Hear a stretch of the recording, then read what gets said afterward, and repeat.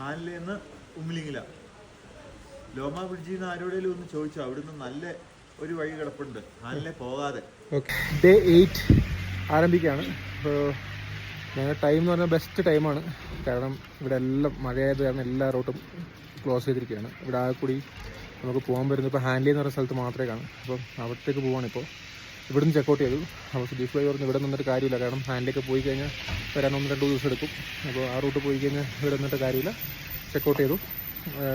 ഹാൻഡ്ലിലേക്ക് പോവാണ്. ഹാൻഡ്ലിയിൽ നിന്ന് ഉമ്മിലിങ്ങില, വേൾഡിലെ highest motorable road, അവിടെ എത്തണമെന്ന് ആഗ്രഹം. കാരണം ഇവിടുത്തെ കാലാവസ്ഥ ഇങ്ങനെ ആയതുകൊണ്ട് ഒന്നും പറയാൻ പറ്റില്ല. ബാക്കി എല്ലാ റൂട്ടും ക്ലോസ് ചെയ്തു. അപ്പോൾ അങ്ങോട്ട് പോവാണിപ്പോൾ.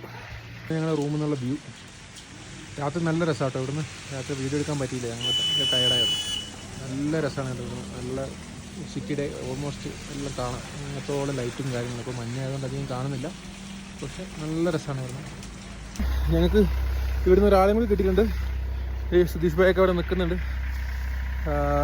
അപ്പോൾ ഞങ്ങൾ ഇറങ്ങാൻ പോവാണ് നേരെ ഹാൻഡ്ലി.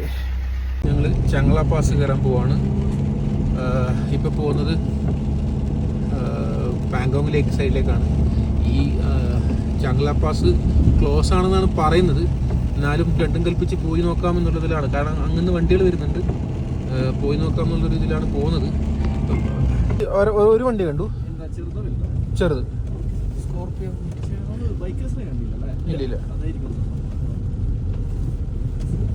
പക്ഷെ ഒരു വണ്ടി മാത്രമേ നമ്മൾ കണ്ടുള്ളൂ. പക്ഷെ അങ്ങോട്ട് പോകുന്നുണ്ട് വണ്ടികൾ, കാണുന്നില്ല.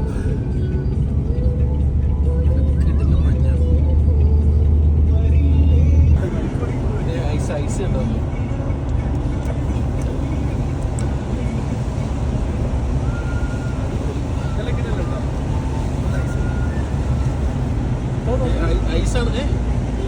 ഐസ് കിട്ടി നമുക്ക്.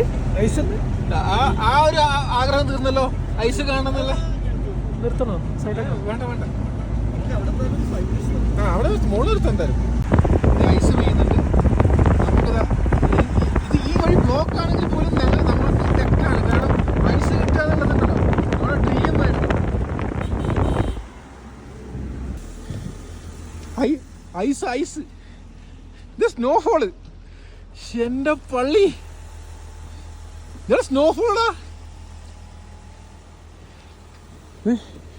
സ്നോഫോൾ പെയ്യുന്നുണ്ടോ?